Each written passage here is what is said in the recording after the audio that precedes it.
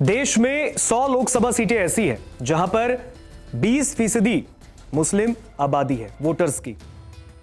2019 के लोकसभा चुनाव में इन तमाम सीटों पर कई कैंडिडेट उतारे गए। प्रमुख पार्टियों ने, राजनीतिक दलों ने करीबन 136 उम्मीदवारों को यानी मुस्लिम कैंडिडेट्स को लोकसभा का टिकट दिया था 2019 में, और उनमें से सिर्फ 27 कैंडिडेट जीतकर देश की संसद में पहुंचे।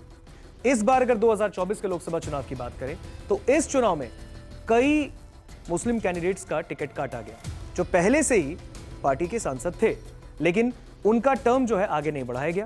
उनके टिकट काटकर दूसरे कैंडिडेट को मौका दिया गया।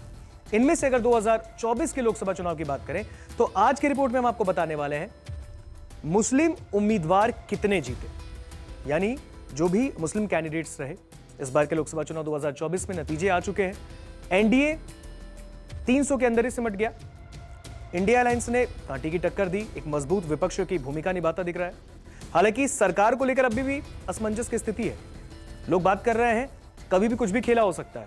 बहरहाल क्या कुछ होगा वो तो वक्त बताएगा। लेकिन इस बीच अब लोकसभा चुनाव 2024 के नतीजे आ गए हैं। नतीजे घोषित होने के बाद अब एक और सबकी निगाहें ये जानने को बेकरार है, उतारू है कि आखिरकार इस बार के लोकसभा चुनाव 2024 में कितने मुस्लिम कैंडिडेट्स ने जीत दर्ज की है, कितनों को जीत मिली और किनको हार का सामना करना पड़ा।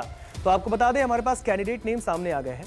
चुनाव आयोग का यह आंकड़ा सामने आया है जिसमें करीबन पिछली बार 27 उम्मीदवार जीत कर पहुंचे थे लोकसभा, इस बार सिर्फ 26 पे ही रुक गए, यानी कि एक कम ही हो गए। बात करेंगे यहां पर एक एक करके, आपको सबका नाम बता देंगे, कंस्टिट्यूएंसी उनकी बताएंगे, किस लोकसभा क्षेत्र से उनको टिकट मिला था और स्टेट।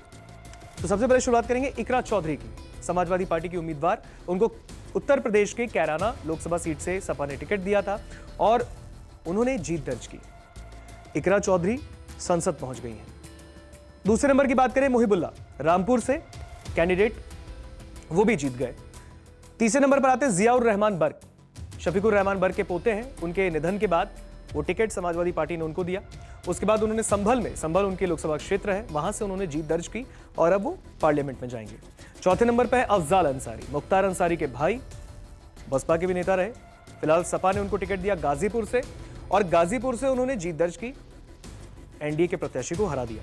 पांचवें नंबर की बात करें इमरान मसूद, कांग्रेस के लीडर, कांग्रेस ने उनको टिकट दिया सहारनपुर से, उत्तर प्रदेश के सहारनपुर से उन्होंने जीत दर्ज की है और एनडीए के प्रत्याशी को हरा दिया है। छठे नंबर पर है कुंवर दानिश अली, यूपी के अमरोहा से, सपा ने उनको टिकट दिया, वहां से उन्होंने जीत दर्ज की उत्तर प्रदेश से। अमरोहा से जीतकर अब वो भी अब पार्लियामेंट में पहुंचेंगे। सातवें नंबर की बात करें खलीलुर रहमान, इन्हें जहांगीरपुर से टिकट दिया गया था। जहांगीरपुर, अब पश्चिम बंगाल में हम चलेंगे। ये पूरे उत्तर प्रदेश के डिटेल्स थे, अब हम लोग वेस्ट बंगाल स्विच करेंगे। वेस्ट बंगाल के जहांगीरपुर से उनको टिकट मिला, उन्होंने जीत दर्ज की। और अब बात क्योंकि पश्चिम बंगाल की इसलिए भी हो रही है, पश्चिम बंगाल के एग्जिट पोल जब सामने आए थे चुनाव के सातों चरण खत्म होने के बाद, तो वहां पर बीजेपी को करीबन 20 से 25 के बीच सीटों के आने का अनुमान लगाया गया था। इस बार बहुत सीटें कम आई है, लेकिन वहां पर टीएमसी ने एक बार फिर कमाल करके दिखाया है। तृणमूल कांग्रेस, खलीलुर रहमान ने जहांगीरपुर सीट को जीता। पठान यूसुफ की बात करें, बहरामपुर सबसे हॉट सीट पश्चिम बंगाल में, क्योंकि वहां पर कांग्रेस के प्रदेश अध्यक्ष, कांग्रेस के दिग्गज लीडर अधीर रंजन चौधरी लड़ रहे थे। कांग्रेस के ही सांसद को उन्होंने मात दे दी। यूसुफ पठान जहां पर क्रिकेट के पिच पर अपने आप को उन्होंने प्रूव करके दिखाया, तो दूसरी ओर अब सियासत के पिच पर बैटिंग करते हुए यूसुफ पठान ने भी जीत दर्ज की है और ये शानदार उनकी जीत है। उनकी पहली लोकसभा चुनाव की ये जीत है। बहरामपुर से उन्होंने जीत दर्ज की है पश्चिम बंगाल के। 9वें नंबर पर अबू ताहिर खान, मुर्शिदाबाद, पश्चिम बंगाल से ही, वो भी जीत कर आगे बढ़े। एसके नूरुल इस्लाम, बशीरहाट, ये वो सीट है जहां पर संदेश खाली आता है। बशीरहाट लोकसभा कॉन्स्टिट्यूएंसी के अंदर में, लोकसभा क्षेत्र के अंदर में ही आता है आपका संदेश खाली। वहां से अबू ताहिर खान भी जीते, ये एसके नूरुल इस्लाम भी जीते।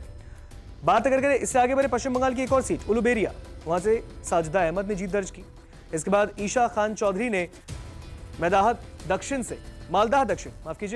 दक्षिण से पश्चिम बंगाल की सीट से उन्होंने ईशा खान चौधरी ने जीत दर्ज की है। इसके बाद 13वें नंबर पर असदुद्दीन ओवैसी। पश्चिम बंगाल से हम रुख करेंगे हैदराबाद का, तेलंगाना का। हैदराबाद एक बहुत बड़ी हॉट सीट, क्योंकि बीजेपी के माधवी लता वहां से चुनाव लड़ रही थी। माधवी लता को करीबन 4 लाख के आसपास वोट मिले और असदुद्दीन ओवैसी को 6 लाख से ऊपर, तो एक बड़ा मार्जिन रहा वोटों का और असदुद्दीन ओवैसी लगातार फिर एक बार लोकसभा पहुंचेंगे। जीत उन्होंने दर्ज की है। हैदराबाद के आगे बढ़े श्रीनगर की बात करते हैं तो अगा सईद रुहुल्ला मेहदी ने जीत दर्ज की है जम्मू कश्मीर में। इसके बाद 15वें नंबर पर है मियां अल्ताफ अहमद अनंतनाग राजौरी से।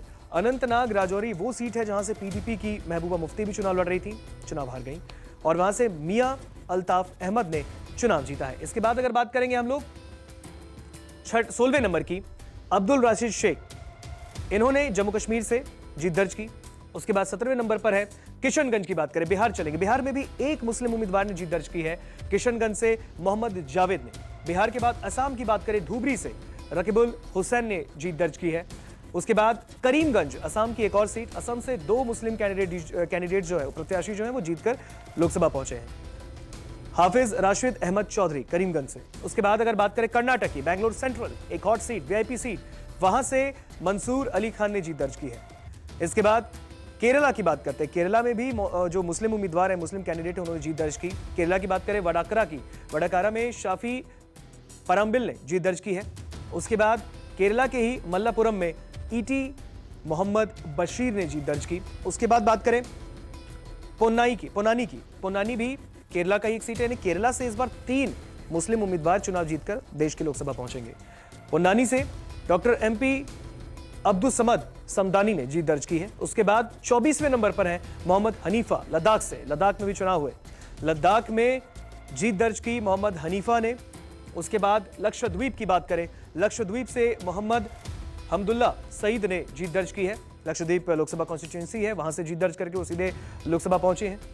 और इसके बाद छठा और आखिरी नाम आता है नवास्कानी के का।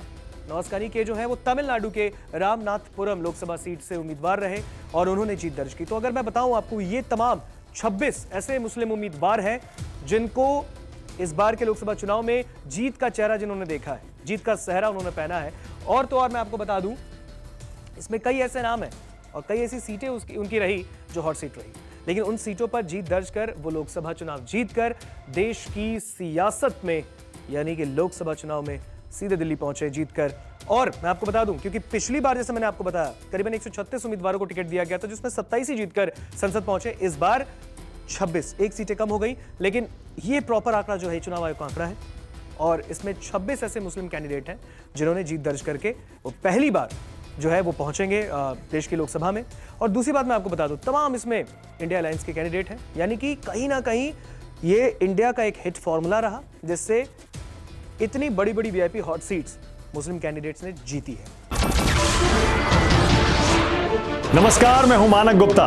अगर आपको हमारा ये वीडियो पसंद आया हो तो इसे लाइक और शेयर जरूर करें, और हां, हमें सब्सक्राइब और फॉलो करना ना भूलें ताकि आप देश और दुनिया की कोई खबर मिस ना करें। तो जुड़े रहिए हमारे साथ और देखते रहिए न्यूज़ 24।